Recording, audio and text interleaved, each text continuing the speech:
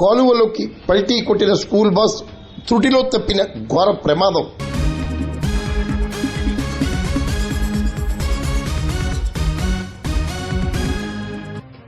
కాకినాడ జిల్లా పెద్దాపురం నియోజకవర్గం వడ్లమూరు గ్రామం వద్ద ఒక స్కూల్ బస్ అదుపు తప్పి కాలువలోకి పల్టీ కొట్టింది.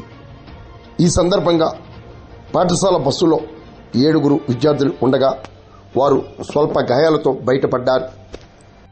బస్సు అతి వేగం వల్లే ప్రమాదం సంభవించిందన్న ఆరోపణలు సర్వత్రా వినిపిస్తున్నాయి. సామర్లకోటకు చెందిన ఒక కార్పొరేట్ పాఠశాల బస్సు ప్రమాదానికి గురికావడంతో ప్రజల్లో సర్వత్రా ఆందోళన వ్యక్తమైంది. త్రుటిలో ఘోర ప్రమాదం తప్పిందని స్థానికులు వివరించారు. పెద్దాపురం ఎస్ఐ మౌనిక ఘటనా స్థలానికి చేరుకుని దర్యాప్తు చేపట్టారు. స్కూల్ బస్సుల ఫిట్నెస్ తదితర అంశాలపై పూర్తిస్థాయి తనిఖీలు చేపట్టాలని ప్రజలు కోరుతున్నారు.